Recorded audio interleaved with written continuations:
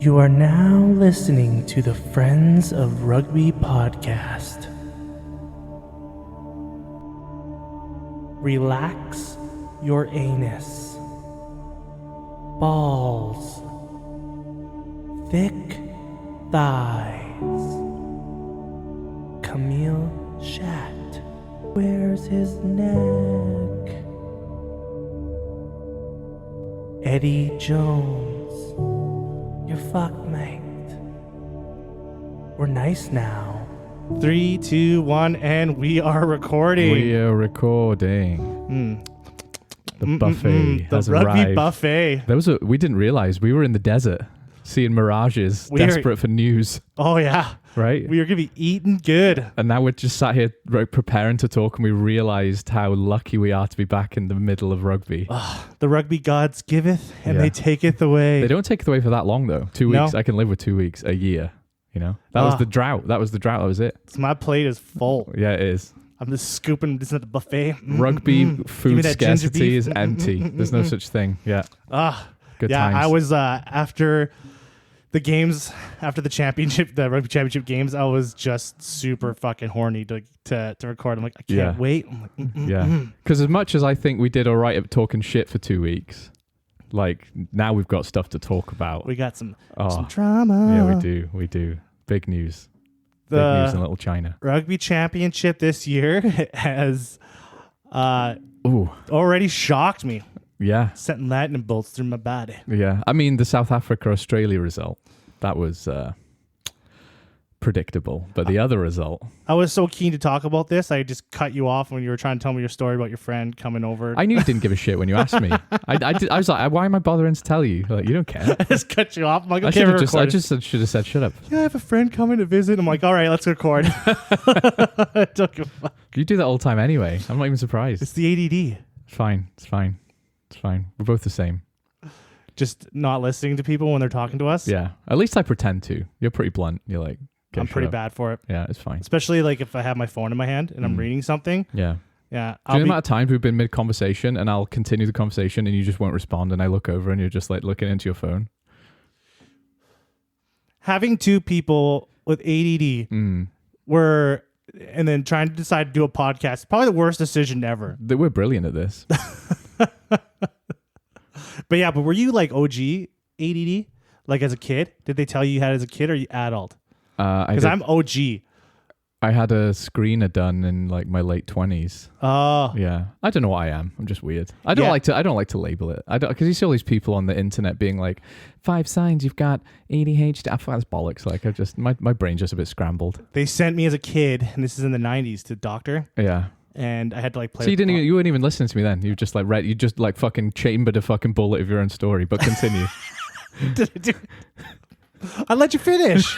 Yeah, you did. But there was just no acknowledgement of what I said. Sorry, I acknowledge what you said. You know, my Continue. girlfriend says the same thing too. Yeah. She gets mad at me all the time. Yeah, for I mean, that. I do it. I'm just good at hiding it. Yeah. You're not. No. So I just assume like I just assume that someone assumes that I'm like acknowledging them. Yeah. She's like, "Are you good with that?" I'm like, "Yeah." Well, you didn't say anything, and I'm like, But anyways, I went to the doctor when I was a kid, and they made me play with puzzles and shit. And then they're like, "Yeah, this kid's got ADD." They just filled you with Ritalin and Yeah, sent they you just on your way. filled me with Ritalin, and I think Yeah. I lost like a bunch of weight, and I was like super skinny and stuff. And they're like, "Oh, we got to take him off this." And I was like a zombie, like Yeah, in let's school. put children on meth.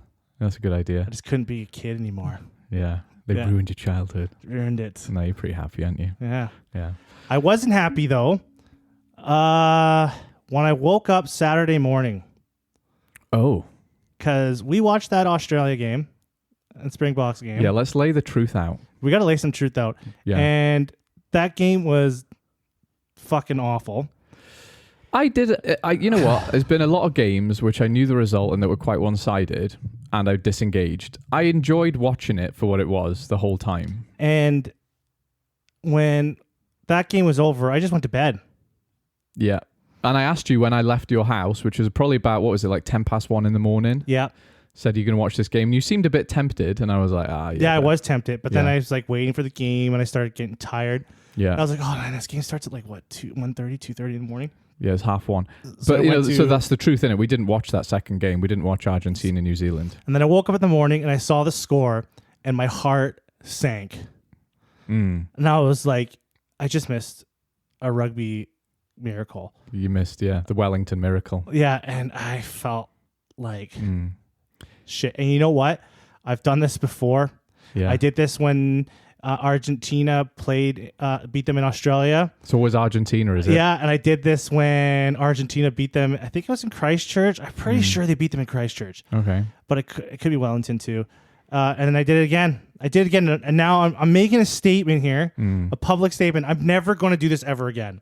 I'm never going to miss a game like that ever again. A game like that, you have to be specific, because Argentina played in France against France, and we didn't watch any of those.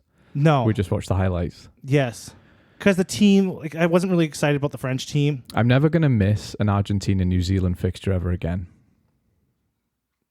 Never again. No, but let's go back to the start of the story, because there's a whole game to talk about before. I know we really want to talk about this. Yes, and let's talk. Yeah. So first off, I was super wrong about my picks. I think you're giving yourself a hard time about that. Like, I was wrong. I was wrong about a lot of things. We got to make it clear here. Obviously, I'm wrong about everything.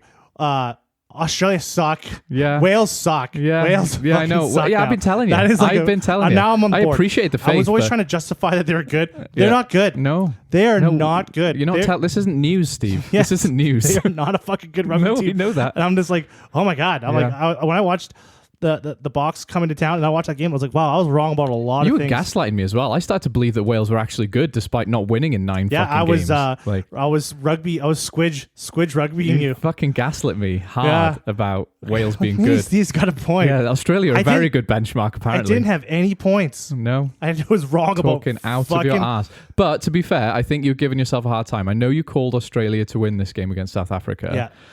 And it sounded pretty left field based on the evidence.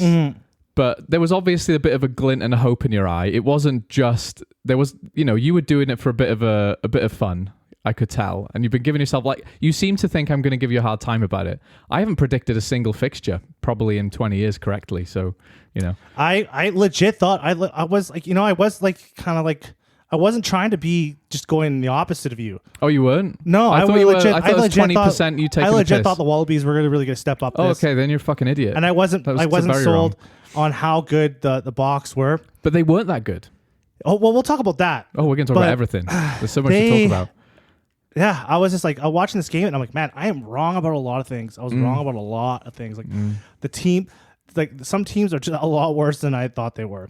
You said something to me when we were watching this game. You said that Australia don't have any world-class players, right? That's a bad, that is a thing, yeah. It is a thing. And, the point of contrast would be Wales, where even though Wales are shit, there are world-class players in that team. Aaron Wainwright, Dewi Lake, guys like that, right? They could make a Lions squad. Rob Valentini is good, but they seem to think he's Australia's answer to Adi Surveyor. He's like... He's not. He's like a fucking Mustang. You know how the Mustang is like the poor man's sports car? You got the drywaller, but he owns a Mustang. Yeah. Right? He's like, I got a Mustang because it's fucking affordable. Yeah. But it's still a sports car. He eats gas and breaks down every 10 minutes. Yeah, so that's what he is like. Yeah. He's very... I don't want to slag him off. I'm just using him as the best of what they got. That's kind of dire. It's not ideal. They just don't have any game-changing guys, do they? Yeah.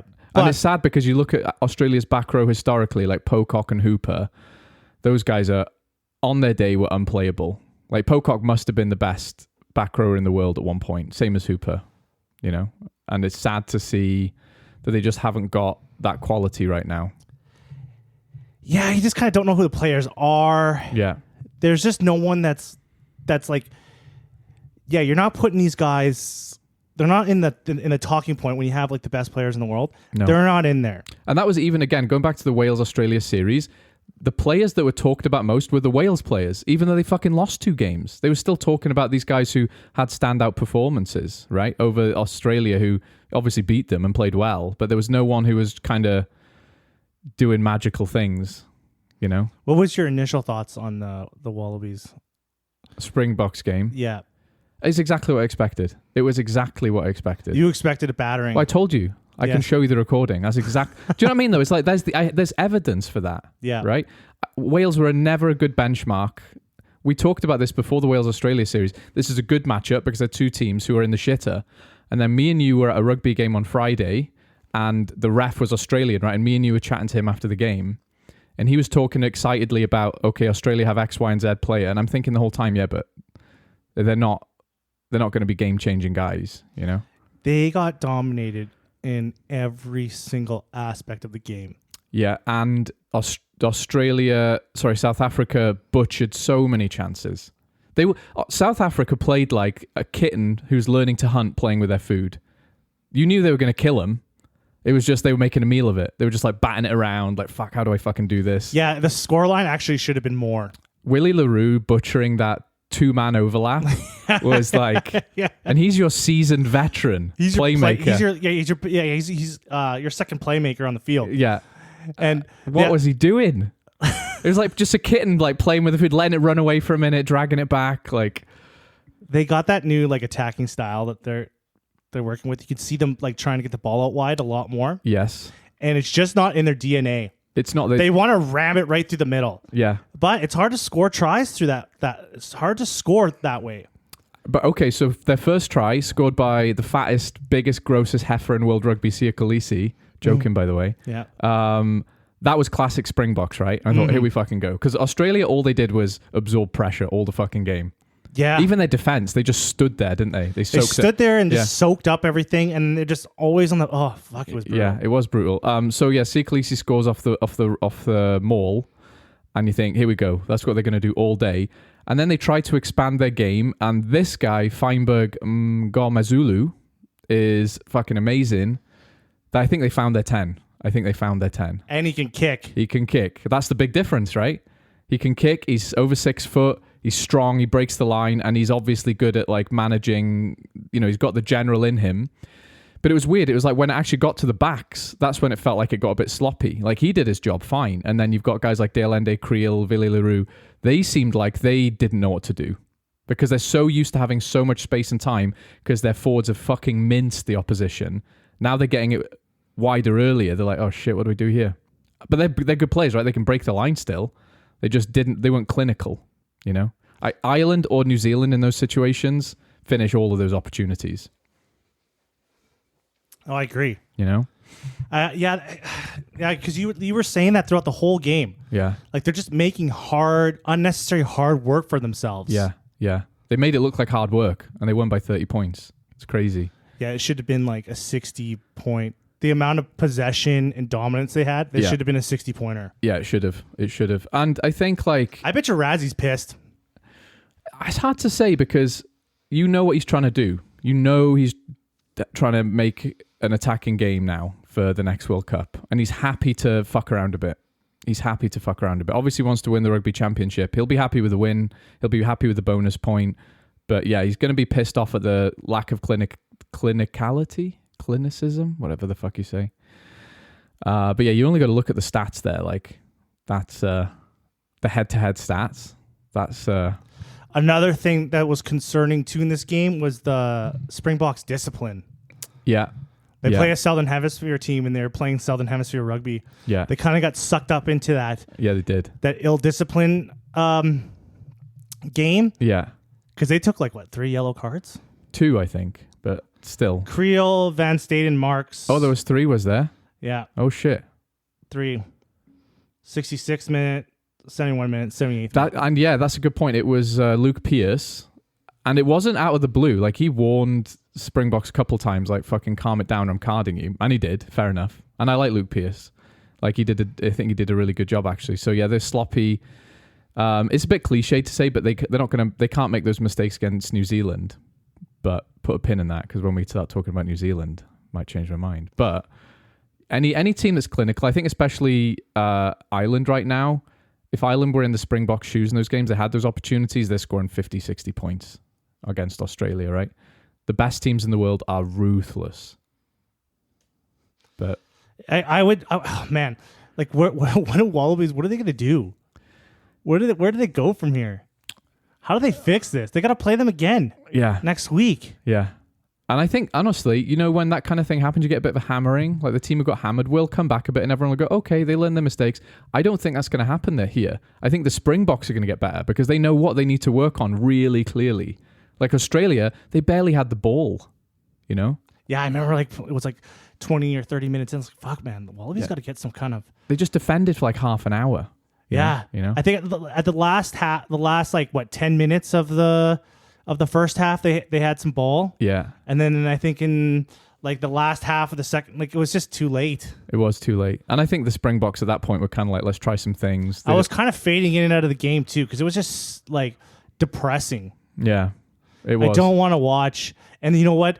Like, how depressing is that for Australian fans? Okay, here's what... That's fucking... It's gutting, isn't it? It's gutting. And Wales, we set them up with the false confidence. Like, oh, we can beat Wales. I was like, that's nothing to brag about right now. Like, there must have been a bunch of guys like, I'm not watching a Wallabies game ever again. I'm done with this. It's hard because as much as I've just slagged them off, I really want them to be good. And I think Joe Schmidt is the perfect guy. And I love the feel-good morale wins after beating Wales. Like, that was exactly what was needed. But the truth is they just don't have the team, do they? They don't have the team to compete against. And the Rugby Championship is a hard competition. It's harder than the Six Nations in a lot of ways. Because of the travel? No, but I'm thinking, the travel, but I'm thinking you're always playing the top 1 and 2 teams in the world. Mm-hmm. They're, excepting Ireland at the minute, New Zealand and South Africa have basically been the best 2 teams in the world forever. So if you're Argentina or Australia... Like, you're always playing hard games. You don't get to play a Scotland or an Italy when they're having a shit year. You don't get to play a Wales recently, right? You don't get an off week. And you play the same fucking team back to back, right? So, they've got to play the Springboks again. So, they haven't got an option except to get better. I don't know what... Like, yeah, you're right, though. What the fuck do they do? Yeah. Like, what is like, Joe Schmidt, like, what is his plan? I'm sure he's got a plan, and I'm sure it's a good one. Okay, roid them up. just lay in the roids, guys. Like, we need to, we're in trouble here. We got to fucking like find all the drugs and roids you can. Yeah. And like, we need to fucking do something because we're fucked here. You know, I will say for Australia as well, they didn't die. They didn't capitulate. They stayed in the fight. They stick with their weird soak up defense thing. They made a lot of tackles. But that's about the only good thing I can say about it, to be honest. It was sad. Yeah, it was a bit sad. I was just like, oh my God, guys, you guys had so much opportunity. Yeah. The scrum got minced. There was just no competition. It was like they played Georgia or something. Yeah. Yeah. Like I honestly was not expecting that. No. Like, I know you were, but I was like super shocked. I was like, wow, you guys aren't going to compete at all. You guys, I was almost at the end of the game. I was kind of wanting them to not score any points so it would be even better. Like, it got blanked. You're like, oh, that would be a good talking point. Yeah. Yeah. Did you hear Joe Schmidt in the post press conference? No. They're asking him what went wrong. Yeah. And he just goes on this list of like 20, 30 things. Like, we weren't this, we weren't that, we didn't do this enough, we didn't do this. And I'm like, how do you fix all that in a week? Yeah. I think he knows you don't. I think he knows he's got a long road ahead of him, right? He knows that he's got to prepare for a Lions tour coming to Australia, and he's got to take losses against All Blacks and Springboks and just check off a few boxes on the way, right? We got better at this. We won all our lineouts. Our scrum was competitive. Even though we lost, he's checked off 2 boxes. The next game, it's like, we make 80% of our tackles. Check. That's how he operates, right? He's like a micromanager. And I'm sure he's talking to the guys about it. He's like, look, this is the state we're in. These are the things we're going to work on. Like, don't focus on the results. Focus on improvement. So by the time the Lions get there, it's a competitive game. Because he's got, like, right now, from what I saw, I don't see them winning a game. I don't see them winning a rugby championship game. That's what I told you last week. And then they got to go to Europe afterwards. That's exactly what I said last week. They got to go to Europe, and I don't see them winning a game up there. Oh, they'll beat Wales. No, I don't think so. No, I think they will. And then they got to go into and then they're going to go into this Lions tour. Yeah, that's the scary thing. And they lose if they get blanked. Like, fuck, it's going to suck. Like, who's going to want to go to that? Yeah, right. If I was the Lions people, like the office people, I'd be freaking out. No, they're not worried about it because there's probably 100,000 drunk British people who live in Australia. They're going to those games. If you watch Lions tours games, I think there's going to be a lot of because if they're if Australia like is just still shitty, no one's gonna. I'm not. I'll probably be like, oh, fuck it. You know, I might miss a game because it's gonna be on like early in the morning. So I'm gonna be like, That's true, actually. right. And there's gonna be, and then if I'm just doing that, Yeah, there's thousands and of the other people. disinterest from like the people that live And in you're Australia. a very passionate rugby fan. Yeah. I think you like rugby slightly more than I do. Well, I like watching rugby. I slightly love more watching. than you. Yeah, you like Definitely a lot more than you do. But yeah, like it's. I would be kind of freaking out. I'd be like, okay, maybe we should go with a plan B. Well, I think they already are. Who are they playing? They're doing a little warm up game against someone who's not shit. I can't remember Are who they it was. doing like a Pacific Island 15 or something like that? Something like that. Yeah. Yeah, they're They doing got to a do fun something. game. They got to do something. I would just move Yeah. it to I just go back to New Zealand. No, you can't do that because the old boys love their tradition. And you can't shut the door on Australia. We all need Australia to be good, and it's not going to happen overnight. We have to be patient. We have to be patient. Ugh. We have to be patient. I would be on code red. They are I'd be on code freaking out. red. I'd be like, guys, we got to have an emergency British and Irish Lions meeting. We got to figure out what's going on here Yeah. because this is bad. You know when, like, because we play in a league where we regularly don't have enough players or another team don't, and we get there and we're like, do you want to borrow a couple of our guys? Imagine they get there and they're like, do you want to borrow Maro Itoje? Do you want to borrow, like, I someone was just class? like kind of misled. I feel like I was lied to. Like, Australian teams are doing better in Super Rugby. They beat a Welsh team that I thought was pretty decent. I was like, you know what? They beat them pretty good, both games. Yeah. And I was like, okay, that looks pretty good. Right? And it was just like, and then the Springboks came down. Like, yeah, I thought they would win. But, there was a little bit of me that thought they were going to lose. But I didn't think this was going to happen. Here's the thing. Maybe I'm overreacting too. Maybe a bit. Because remember when, I think Australia will get better in this tournament because that's what Joe Schmidt is remember when good New at. Zealand went down to, I think they went over to South Africa and they just spanked them. Yeah. It was like 56 to something 7. I forget what the score was. Yeah. And then the next week they lost. Yeah.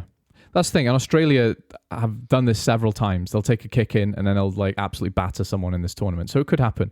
We just don't know at the minute, do we? Right? We just don't know. And that like Wales series, like where you say you got lied to, I don't take any pleasure in saying this, but we'll have the last laugh, right? Because we, as much as we're a shit show right now, we have the infrastructure and the cultural support for rugby to be back in 10 years. There's also a lot of things going on in the background in Wales. Yeah. That's looking pretty good. They are looking, as much as it's still a shit show, yeah, we're always going to be fine eventually, right? I've no doubt about that. But Australia, if they fall off the cliff, they're not coming back. Rugby league is coming in. So that's what I'm worried about here. Oh, those league guys must be licking their lips. I don't think they give a fuck. They don't care. They don't care. They're already amazing. They but they want it all. I think they've already got it all. I think you know that meme, and it's like John Hamm being like, "I don't think about you at all." That's how Australian rugby league fans are I like. think league is like more like a cancer. In other countries, They're looking at those cells like, oh yeah, we're gonna mutate the shit out of you, you weak, pathetic cells. They can be playing 13-man rugby in no time. Oh yeah, we're coming in. We're gonna metastasize into your body. Yeah, our diet rugby is gonna be all over this place. Just spread. It's evil organization. The league. No, Australian league is fine. They don't care. But if that was the UK, I'd change my tune because like North England Rugby League, they would be licking their lips if. That's what happened in the 80s. All the Welsh players went and played rugby league, and it was like, what the fuck? I know. I lost a whole generation of guys to rugby league. Ugh. I know. Wasn't even in Wales. Anyway, let's not talk about that.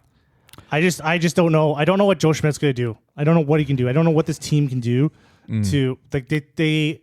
I just didn't see. They just got out-muscled in every aspect. Yep, they did. But you got to remember, they're playing the world champions. They're going to play Argentina and New Zealand, who are apparently really good. I guess we'll talk about that. I think Joe Schmidt's got a little checklist, and he sat on his little checklist going, next week, we're going to be better at this thing. We're going to win a scrum.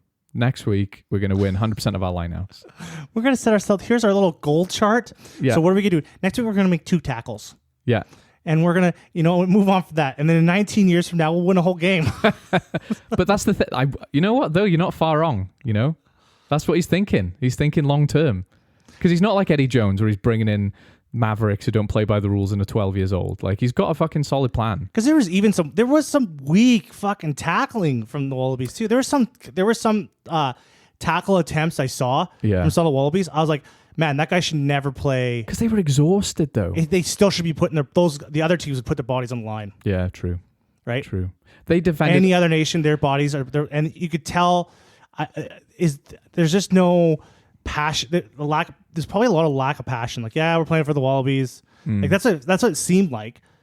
Like there's no like pride in the jersey. Like, oh my God, I'm a Wallaby. I can't believe I'm here. Yeah. It's almost like they're like asked, like, can you please play for us? Like, can you please come here? Yeah. Because it's like there was just some of these tackles. I was like, man, what are these guys doing? Why are they doing a soak defense as well against the Springboks? I don't know. You got to close them down. Just sitting there watching them just stand there. Yeah. They're just standing there and they're just shooting these cannons at them. And I'm like, what are you doing? Why are you letting them pick up speed? You know? Like, this is... Because like even like Steph Toit, like his try, he like walked that in. He like walked over a guy. He's a big boy. Still. He's a big boy. I know a lot of players that would have like, taken him down. Yeah, maybe. Yeah, there was just like some of those tries were soft. I think you are overreacting a bit, but it's definitely a reality check for people who are getting really hopeful for Australia. You know, as a Welsh fan who knows what the state of our team, I knew this would happen. It's a sad reality check. The Melbourne Rebels collapsing was the sad reality check. This is just, the next stage of the sad reality check. There's ways to fall. They could fall further yet. I'm ready to have the Wallabies funeral right now. Sounds like it. You gonna put the play on? No. I will remember you. What was that song they made for Paul Walker? It's been a long day. Yeah, that's okay. Without you, my friend. Yeah, we gotta start playing that. When we talk about the what, that'll be fine. Maybe not. You're There's somewhere between being dead and not being fine soon. There's somewhere between there. That's where they're going to be. There's somewhere between dead. Yeah. Yeah. Well, do you want to talk about the next game? Of course I do. That's all been. I actually kind of dipped in my energy there because all I was thinking was things about the New Zealand Argentina game. So first off the bat, I just watched the extended highlights and then I watched the regular highlights. And I watched a bunch of interviews and read a bunch of stats. So, if I say some dumb shit. I just want to make something clear before we start this. Talk about the Argentina-New Zealand game. Right. The number one rugby team in the world. Yeah, you made a really good point before this, and I want you to make it in its fullest pointiness right now. I've said it before. I've said it a few times. Yeah. Argentina are the number one rugby team in the world. Elaborate. Because from what they have, their whole system compared to all the other teams and what they've accomplished, they are the best rugby nation ever. Ever. Yep. Ever. Yeah, they are. They are. And I was saying to you, in order for even South Africa, who are ranked number one in the world, to be considered in the same breath as the mighty Argentina, they need to win 4 World Cups in a row. Argentina have 0 professional teams. 0. Their rugby setup, their whole rugby system compared to South Africa, New Zealand, we'll just compare it to New Zealand. Yeah. Is like fucking Fisher Price. It is, yeah. And they just land in New Zealand and beat them, not comfortably, but like they played a fucking good game. One thing that annoyed me about the comments on this game was a lot of Kiwi fans saying how they lost the game. Argentina beat you. Like right? Compare them. You compare Argentina to Italy. Yeah. Compare Argentina to Scotland. Yeah. Compare Argentina to the fucking even Wales. Yeah. Especially our Scotland and Italy. Like what they have and what they've accomplished. Yeah.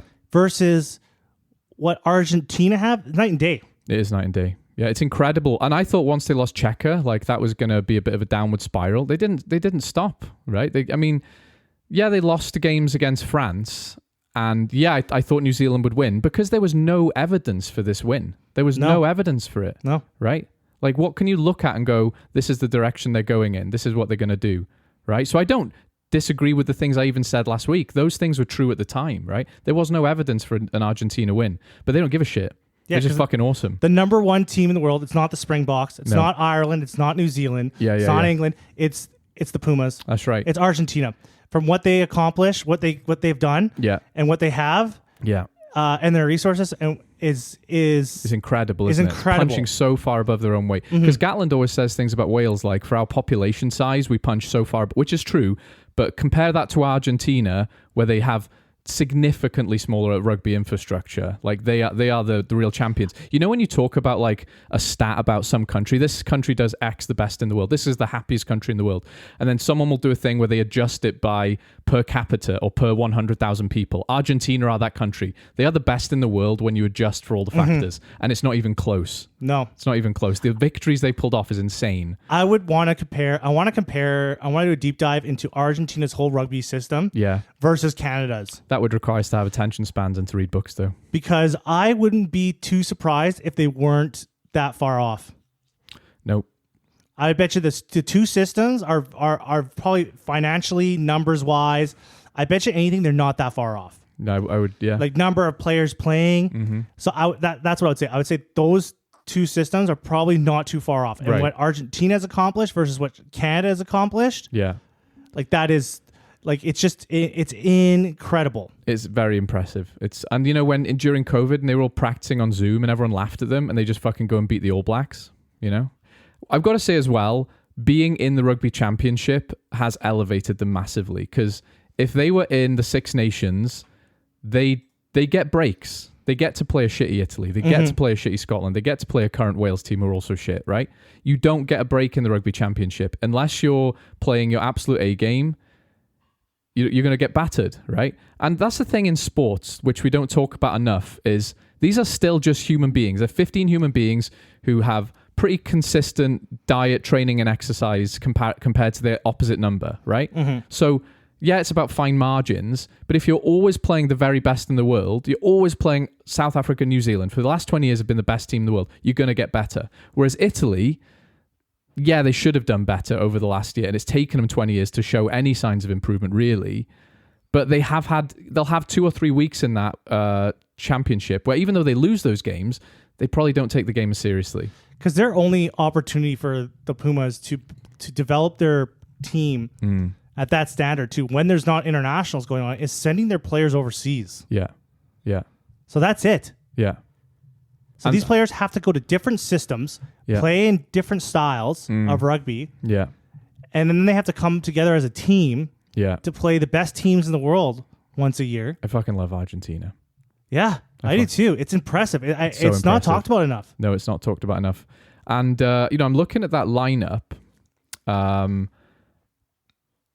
they do have, I don't know what they do, but they do produce some incredible talent as well. Because I remember at Cardiff, we had Tuculet, we had another Ambrosini, we had some really good Argentinian wingers and a fullback. And I was like, they don't deserve to play at Cardiff. They deserve to play at a much higher level. Santiago Carreras has got to be one of the best 10s in the world. And even when me and you are talking about like who's the best 10, we forget about Argentina so often, right? We do. And it's so undeserved. How old is Crevi? He's like 39. 39 years old. 39 years old.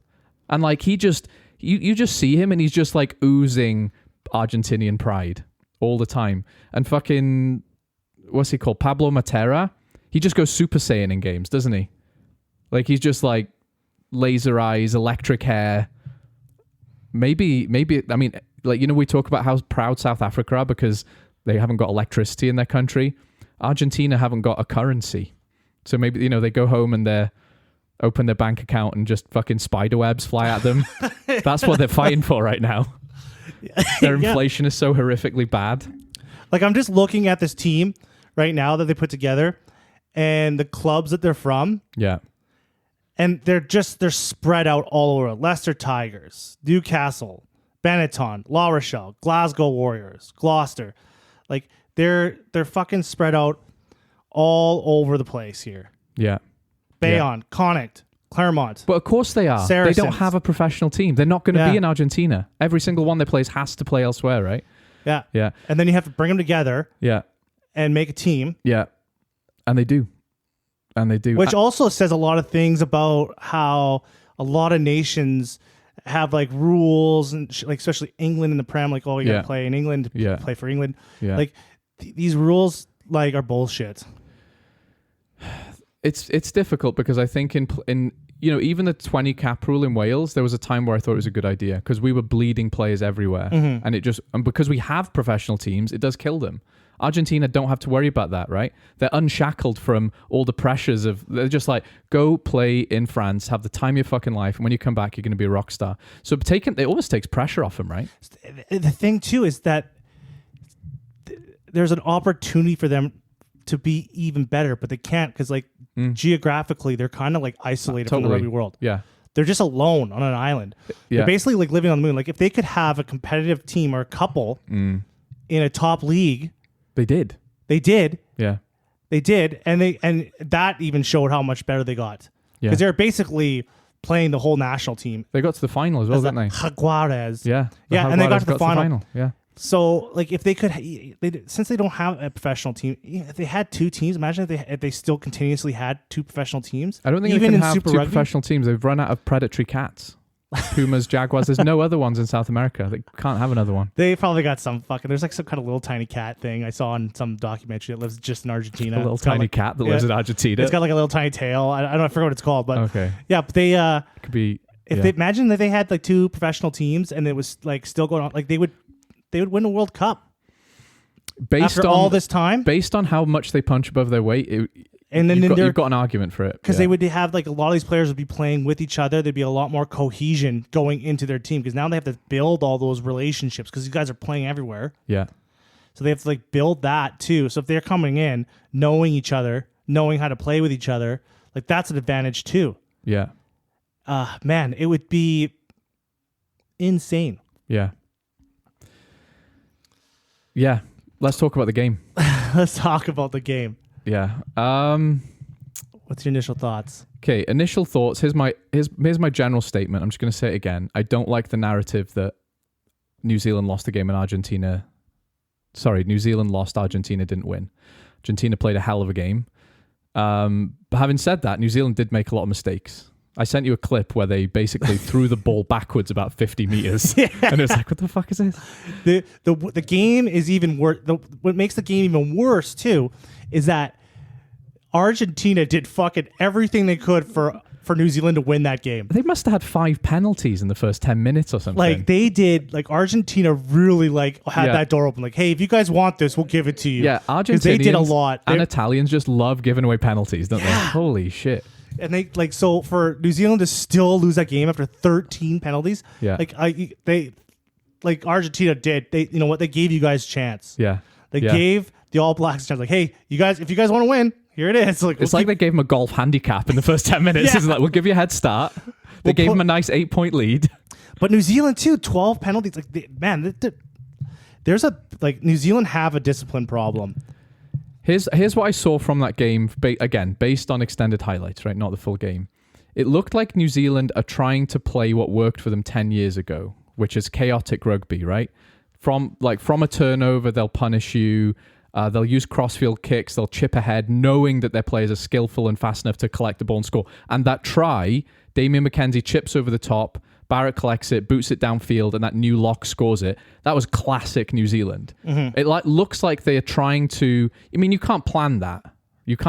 But Scott Robertson has obviously giving them the freedom to play like they did 10 years ago, which worked. But the problem is the rest of the world has caught up, right? The rest of the world is highly professional and organized in every facet of the game. Even Argentina, who don't have a fucking professional rugby team, know what you're going to do. Pablo Matera played at the Crusaders. He knows the kind of things New Zealand are going to do, and he's telling his guys that, right? They're ready for you. You can't just play chaos rugby anymore. And don't get me wrong, you're good at it when the time calls for it, but it can't be your game plan. That's the feeling I got from what I saw, right? They're trying to play this really open, expansive game plan, and the Springboks are going to cream them if they try that. Yeah, they were keeping like 3 players back too. Yeah.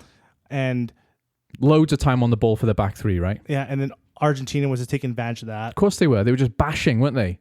Like their back row just punches holes, right? And then the back 3 have to rush up to try and help out a bit. And then they made Damien McKenzie look like a fool at one point. Like the ankle breaking fucking sidestep past him. Poor guy. I also think like Damien McKenzie is not your 10. He needs to be on the field because he's quality. But he reminds me of Quade Cooper or Danny Cipriani. Bit of a maverick rogue who would be better suited to fullback. He just needs space. He's a leaf on the wind, He's right? like, to me, he's like very equivalent to Finn Russell. You think so? Yeah, Finn Russell's like good when you're good. Yeah. When you're doing good, but Yeah. when you're on the back foot, he kind of melts away. Agree with you. I feel like those two players, because they're both, you want those two players on the field. But you wouldn't put Finn Russell at fullback. You can happily put Damien McKenzie at fullback, Yes. and he still is very good on the field, right? Finn Russell is only going to be a 10, you know? But Damien McKenzie, I want him on my team. He's just not a 10, you know? So I think that was a bit of a mistake by them because he just doesn't, he's not organized enough, right? He's doing mad shit too often. Mad shit is what a fullback does or a winger does. Yeah, he's a guy that needs to come into the play, not make the play. Yes. That's exactly. That's a really good way of putting him it. being the steward to make the play is just not him. He needs to come into the play. Yeah. You know, he sees like somewhere where he could take advantage of something and he goes and takes it and he comes in Absolutely. like a wizard Yeah. and does his wizard shit. Yeah. Yeah, like for him to be the steering the ship. Yeah. Yeah, you're right. It's just not, especially at that level. Yeah. It may work at Super Rugby level. Yeah.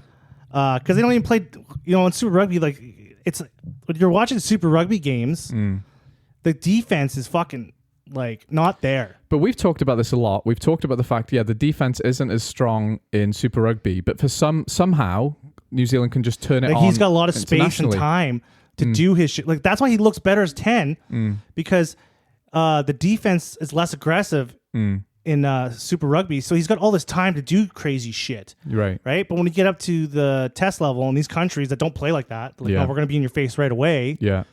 Right? Yeah. Because we don't care about like having a flashy game and like we want to win this game. Yeah, it's hard for him when he has no space. Right, he's got more space in Super Rugby. That's a problem. Super Rugby is like not preparing these players. But that's the thing. That's what I'm trying to say. We've talked about that a bunch, how it doesn't prepare them, but somehow New Zealand always pull it out, right? On their But- defense. Right. But they struggled, even in the World Cup. Yeah. They struggled to get points on the board. And they struggle with discipline. In the last few years, they've Yeah. struggled to get points on the board Yeah. because they rely on chaos. they rely And on space. chaos. Yeah. And these teams are more organized. Yeah. Yeah. And they don't have the space like they do in Super Rugby. And that's a problem because, yes, when they play in Test Rugby, their defense is some of the best in the world. Yeah. Right? That's fine. But on the attack, they're just not, it's not helping them. Right. It's actually like, you think that their defense would suffer, but it's not. It's the exact opposite. Like their offense is suffering because they're used to like having time and space to like fucking. And everyone do does whatever this they blitz want. defense, this super aggressive blitz defense. And these guys aren't getting any smaller, are they? They're No. fucking monsters. Yeah. And they fly at people. So yeah, I know exactly what you're saying. But like I said, we've talked about this a lot. And that we were always saying, when's the day where this is going to stop bearing fruit for New Zealand? And maybe this is now. Maybe this is like the first signs of they need to stop relying on like loose play and open play and the space on the ball and just tighten things up. It's got to change the mentality of the All Blacks too. Yeah. Because these players like knew when you're talking like pre 2015, any new like Kiwi player coming into the All Black setup is expecting to win every game, Yeah. right? And they just come from like there's this winning culture just moving forward. Yeah. like, And with that these will and that ridiculous- adds 10% to you sometimes, yeah, doesn't it? Just like knowing we're gonna you're win this gonna game, not Yeah. afraid of anyone. Now, like these new players are coming in, all these new guys, Yeah. and they're coming into a team that doesn't win all the time. No. And they're like, oh man, are we gonna win this game? Like there's going to be doubt there. Yeah. It's a big deal, right? And that's a The good pressure's on them, like, oh, we got to play good. Yeah. That's a good point because you always think about the team who comes to New Zealand feeling that pressure, right? You always think like there's such an allure about the All Blacks, but you've got to remember that comes from within them as well. Like you are right. So this guy, their new lock, Darry, who scored that try on debut. Yeah, he scored a try on debut. Yeah, he had a good game. But all of a sudden, his first ever game as an All Black, he's lost. How many players do you think To have Argentina debuted at home. Right. How many players, not only to Argentina at home, but how many debuting All Blacks have lost a game? I bet it's not fucking many. No. Right? This guy's not only lost a game on debut, he's lost to Argentina in Wellington, where they haven't won since 2018. This is not the All Blacks of ever. Right? So when Ireland beat them in that 2-test series, people were talking about, they've lost their allure. Suddenly it's easy to go to New Zealand and win. And I was thinking the whole time, it doesn't happen overnight, right? That's a crack. And you need another crack and another crack. And England failing to win there kind of restored that allure a bit because they took them close, but they were so close. It was like, just people cannot beat New Zealand at home. And then Argentina do it. And with zero evidence for a victory, win convincingly against them, deservedly winners. And all of a sudden you think these guys who are debuting for the All Blacks, the brand new generation, they're losing 10% because they had supreme confidence about winning every single game. And all of a sudden this guy, Darry, he's like, maybe we don't win every game. And that stays with you, right? Because I bet you anything, there was teams that traveled to New Zealand. Yeah. And those players were like, we're not going to win this. Yeah, exactly. There's no way we're winning this. Yeah, it's two-way traffic, They right? already lost the game before they even got to the field. Yeah, 100%. And that mentality, like that hurts you a lot. And it does. Now not having that superhuman mentality going out there, Yeah. that super confidence. Yeah. You could be also too, like New Zealand probably overlooked Argentina. Maybe. They probably it's Argentina, we'll win.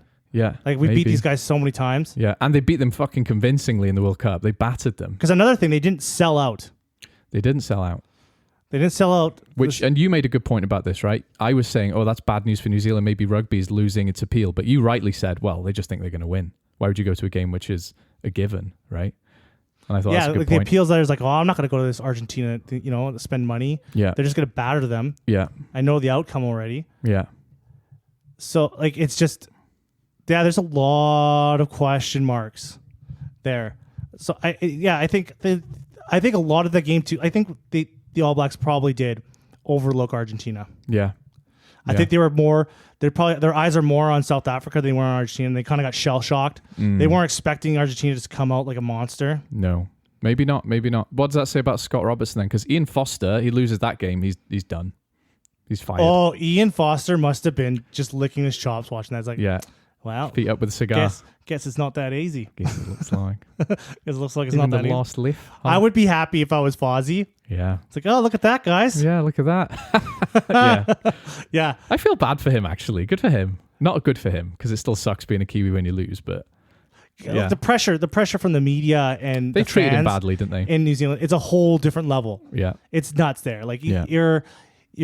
you're watched by everyone. But Scott Robertson came in, and yeah, he'd won so many Super Rugby titles. He deserves a lot of credit. But he came in, and it was like he was the messiah. And you got to be sitting there thinking, you're Ian Foster. When you get appointed, you're thinking, I've been in the wings for a while. I've earned my spot as head coach. And everyone, almost as soon as he came in, was a bit like, oh, fuck's sake, not Ian Foster, old boy.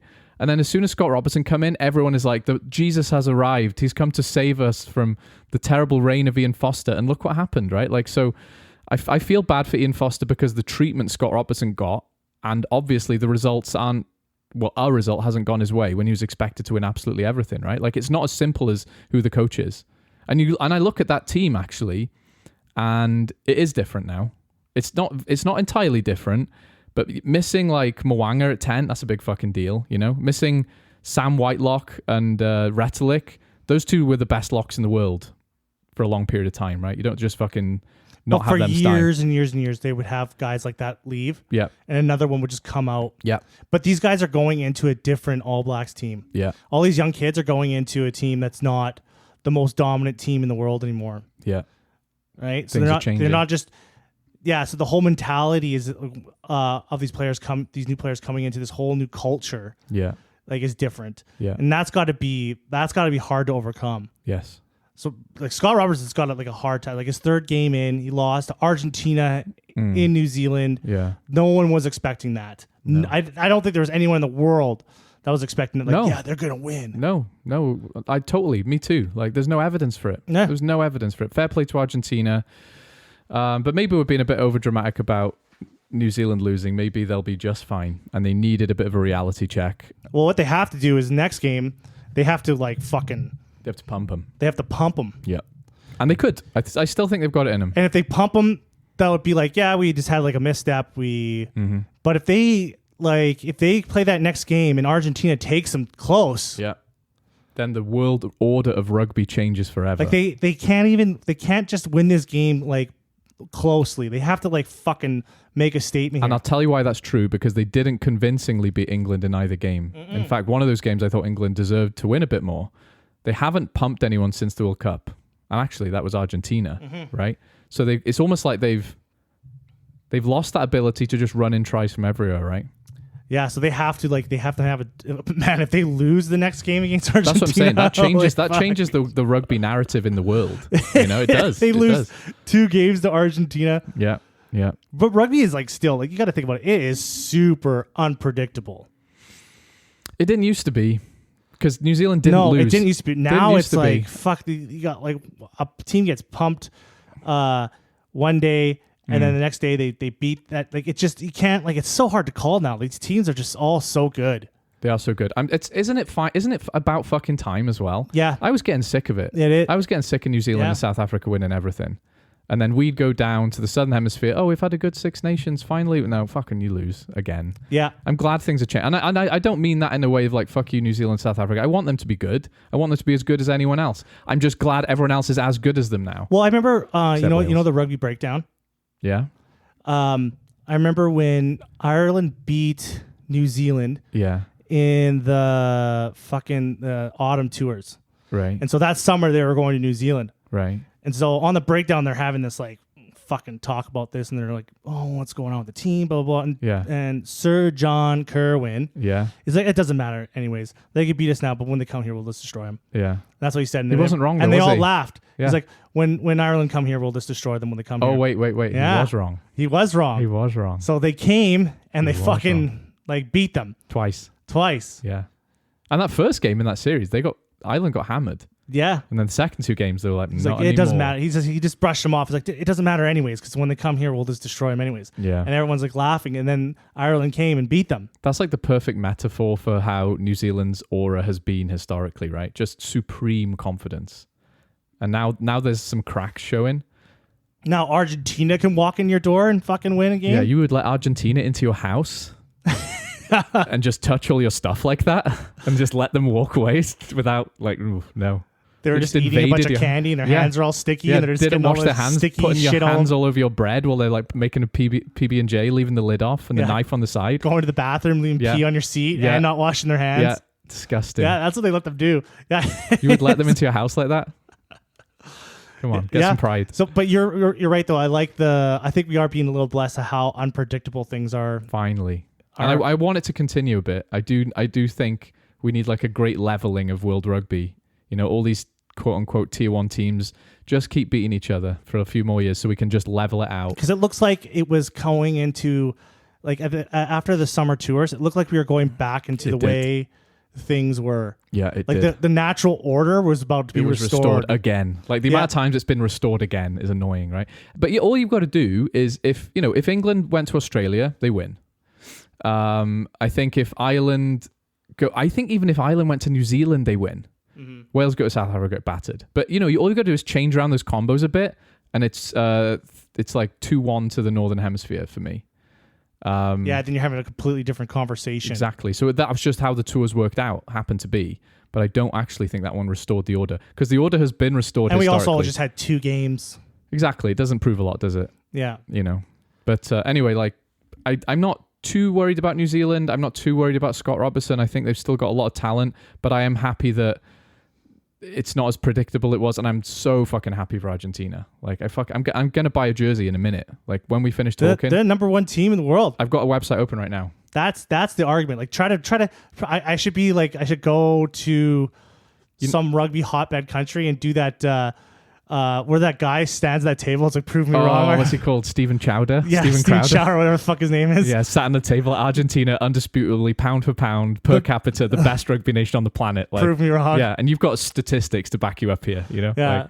Like look, they got like their $4 budget and they're beating the All Blacks. Because, I think that Argentina team, had they been in the Six Nations, had they progressed as well as they have, they'd have won a Six Nations title, right? It just so happens they have to play New Zealand and South Africa in the Rugby Championship. They've tried to get into the Six Nations. Have they? Yeah, they put in an offer that they would host themselves in Spain. That would be cool.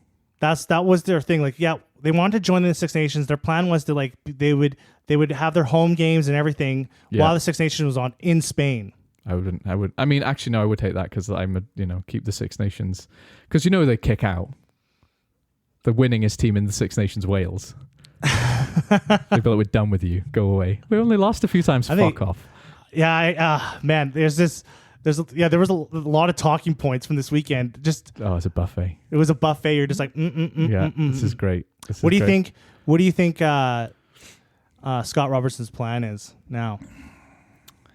like I said, I think his plan was to just give his players free. I mean, it's not his whole plan, but it looked like he was giving his players a lot of freedom to play, knowing that he has the talent to run in tries. He underestimated the physicality in the organization of Argentina, right?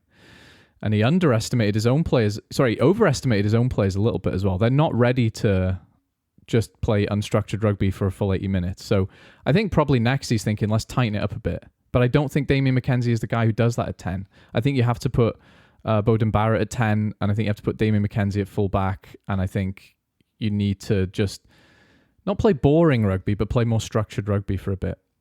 Still give them the freedom to pounce on a turnover and to get it wide quickly, but you have to manipulate the defense a bit, because Argentina's defense was heroic, you know? I don't see him making any changes.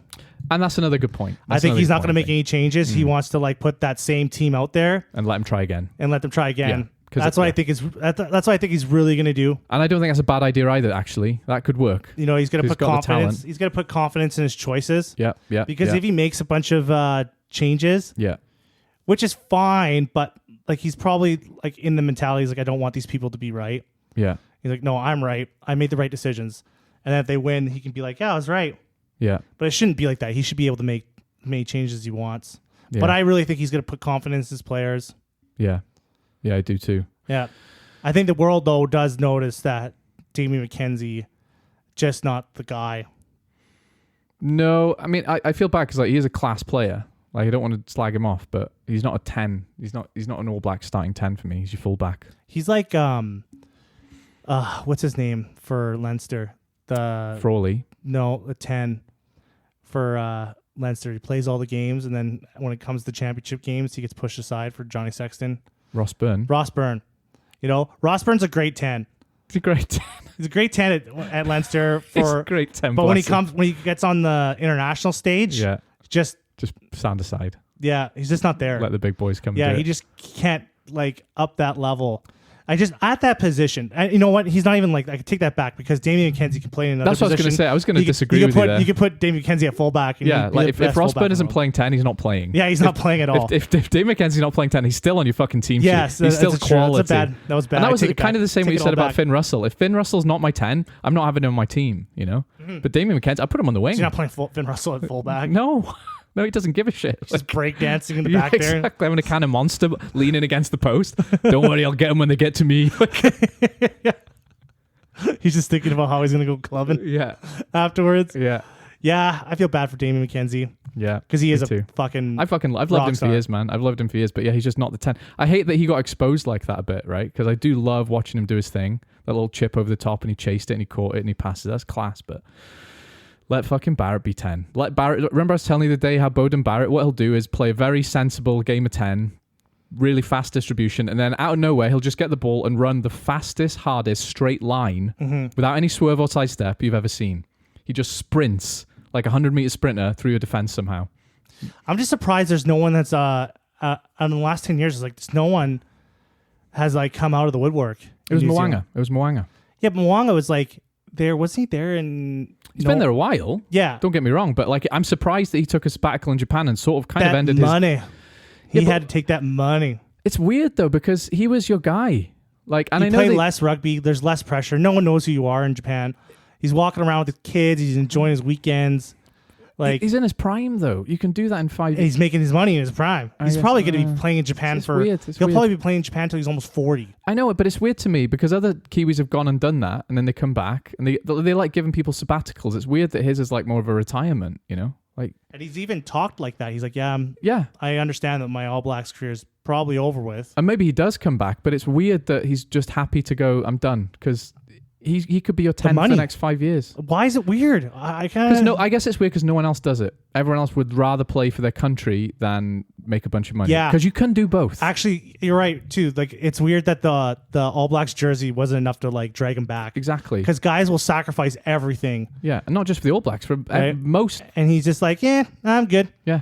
I'll be making my money and just living my life. It's weird to me. Like I said, I don't disagree. Like money's good, but yeah, nobody else does that.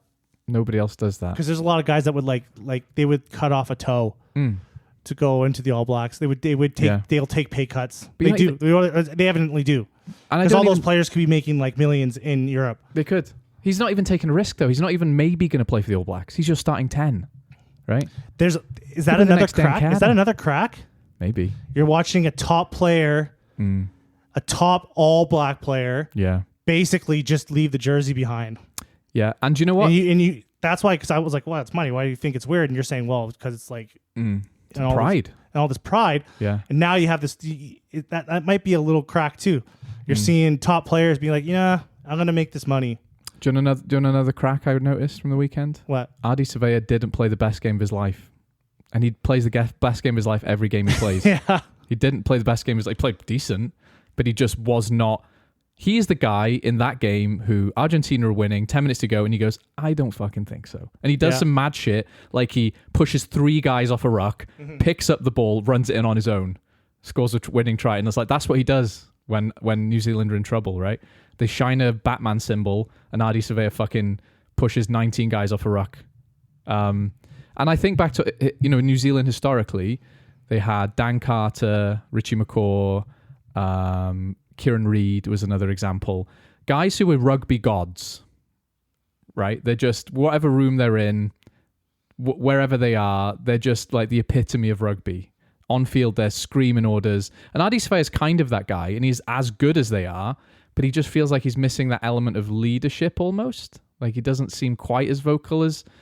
They're missing some guy on the field who's just like... We're just not used to an All Blacks team where there wasn't another god in the background ready to come in. Yes. Yeah. Like, it's been a long time. Like, there was always another fucking rugby god. Yeah. Right in the background, ready to come on the field. Yeah. Yeah. Right? And now they're like relying, like, oh, we need this guy back. Like, Mo'unga leaving shouldn't have been a thing. A good point. There should have been like a million guys behind him. And that's probably what he thought. He thought, this is New Zealand. Yeah. There's a fucking taxi rank of guys waiting. That's a really good point. It's like, never have I seen this before where I thought New Zealand have to recall someone. Other countries do that. Shit, we need this guy back. New Zealand don't, because they've always got 50 guys who are as good as that guy. Yeah, because they were trying to get him back. Yeah. They were trying to get Mo'unga to come back to New Zealand. Yeah. Yeah, that is true. Like the desperation. This just not happened like, this before. is the first time in a long time. It was like, they're just not like, oh, whatever. Yeah. Oh, Sam Whitelock's gone. Okay, well, I knew Sam Whitelock 2.0 was coming out of the woodwork. And Sam Cane in the World Cup was a good example of that, right? Like, class player, but he's not a rugby god. No. He's not a rugby god, and they needed a rugby god to win the World Cup, and they usually just have a couple in the cupboard they just whip out. Yeah. And Sam Cane, I like him, good player, he's just not that, is he? He's just not that guy. It's a spooky time. It's very spooky to be an All Blacks fan. It is. What's going on? What's going on? Yeah. We need to get an All Blacks specialist on the podcast. Don't you have friends? Didn't you live there? Yeah. Get him on. Yeah, I can Work it out. Work it out. But I want like someone that's like... You want John Kerwin, don't you? I want John Kerwin. Well, I'll send him a message on Facebook. Hey, Kerwin. Some random lunatic. Can you come on our podcast? Please. We're playing podcast on Sunday. We're playing podcast on Sunday. Can you please come on the podcast? Yeah. Let's predict next week then. I think it's going to be... I think the Springboks are going to beat the Wallabies again. Yeah, no shit. I'm not going to make that bad call. I think they're fucking roast. Like, Wallabies are fucked. Yeah, 100%. So I don't even know if they're going to do better. I'm going to say probably the same game. I think they'll. I think Springboks will score more points. I think Australia will score a penalty and a try, and that's it. And I think Australia will improve in a way we don't notice. Like, they'll be more competitive in the scrum, and Joe Smith will sit there going, "That's all right. That's all right." New Zealand, Argentina. Ooh. That's the tough one, isn't it? Because now we don't fucking know. Argentina's kind of like Scotland, eh? Like New Zealand is their England. Maybe. Wouldn't that be a fun story? Like they like kind of just like come. They play all these random games and they play New Zealand. They step up to another. France level. used to be New Zealand's bogey team, and then it was Ireland, and now maybe it's Argentina's turn. Oh man! Do you know what I'm going to say Argentina. You're going to say Argentina win this game? Yeah, fuck it. I'm going to say the All Blacks. Oh God! I'm going to say Argentina win this game too. Yeah. I think there's going to be some sort of. I think they're going to win. I think they're going to win in a very close match. Yeah. Why would you not bet on the greatest rugby team of all time? I just feel like there's some kind of like rumblings here. I feel like a rumbling. I feel like there's going to be like a shocker, a rugby shocker coming out. Yeah. I think Argentina are going to do it. I think they're going to fucking pull it out. They're going to, man, where are they playing though? Bigger question is, if I'm buying a jersey, which years do you want? Do you want the collar or the collarless? I always like the collar. No, I don't like the collar. A good rugby jersey has to have a collar. They had a Visa sponsor year. Oh, I love that kit. Ooh. Oh, no, I want to current see that. sponsors. But yeah, I'm thinking I'm going to go with yeah, fuck it. I'm going to go with Argentina. Yes. There's going to be there's a reckoning coming. Pumas. Let's go. I'm scared, but I like it. I think Argentina where are they playing? Eden Park. Oh, I don't know about that. I might take it back. They're playing at Eden. Fuck it. Let's They're go. playing at Eden Park. Why are they playing 2 games away? How does that work? I think it just makes more sense. No, but why don't they do home? I thought they did a home and away fixture in the Rugby Championship. I guess they're not doing that this year. Oh, that's weird. Saves money. Less flying, less travel. They play 2 games, so I guess Springboks will play 2 games at home, and they'll play the rest. Everyone plays 2 games at home, Oh, that's weird. and then they play the rest away. I don't like that. I didn't realize that. Because they used to go like 1-1. I thought that's how they did. That's crazy. You're the one who wants a global fucking Super League. Yeah, Like, but you can make it work. Don't apparently worry you about. can't. don't Apparently worry you can't. Here's the evidence. Shut up. All right, I think we talked about everything we wanted to talk about. It was almost too much. I feel like there's like shit. I have said the things I want to say, but my brain still feels excited to talk anyway. Whatever. Yeah, I've said there's a lot of more. shit. There's more things like Yeah, you know what I mean. There's If we unresolved keep issues going, up there. Yeah, there is. It's like a therapy session. This one. Yeah, it's just not enough time. Yeah, fucking hell. Anyway, that was I'm glad rugby's We back. can talk about other things. Did you want to talk about your coaching this weekend, or you want to? No, I'm good. Okay. No, I'm good. All right, friends. Well, you can find us everywhere Yeah, on the net, on our Substack. on the webs. You can email us at the Friends of Rugbypod at gmail.com. Like, share, and subscribe. Smash that like button. Smash that like button. Just fucking smash it. I've noticed as well, I wanted to say that I've noticed that a lot of people who view us aren't subscribed to us. I'm joking. That's not true. No one watches us anyway. It's not true. No. All right, friends. Have a good one. Bye-bye.